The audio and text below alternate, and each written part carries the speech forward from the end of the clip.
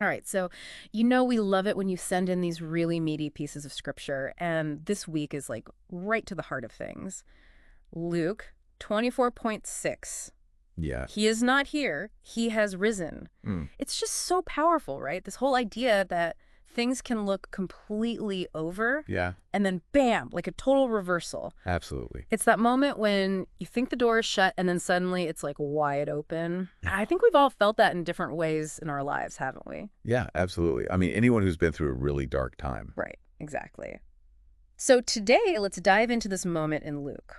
What's the significance here and what does it mean for us? Okay, so first, just to set the scene, we got to remember the context here, right? Totally. These are people who've been through the ringer. They've Mhm. just seen Jesus crucified.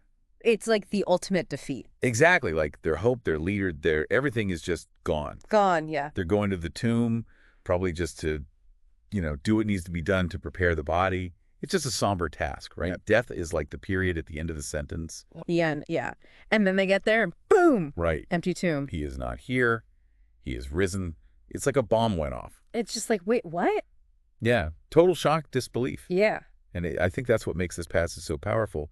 What looked like defeat became victory. Okay, so unpack that a little bit because it's almost like a paradox, right? Right. Death is so final, so how can it be overturned? It's like this moment redefines the whole idea of defeat. I mean, from a human point of view, the crucifixion was the end of the story. It was like it failed. Right. But then the empty tomb says, no, no, no. This isn't the end. It's a beginning. The new chapter. Exactly. Yeah. And I think that applies beyond just this specific event.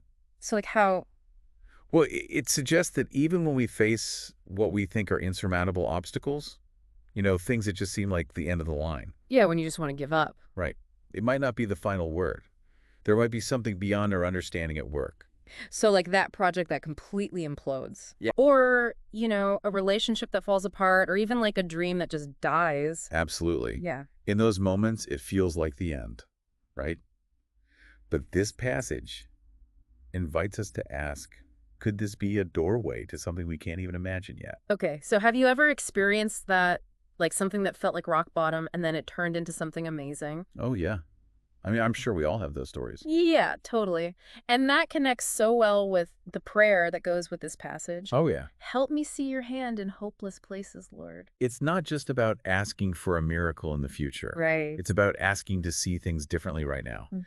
It's about training our minds to see potential even in the midst of darkness. It's like saying, even though it looks hopeless, I'm going to look for hope. Yeah, and the resurrection is like the ultimate example of that. Right, because if hope can come from death, Exactly. then hope can come from anywhere.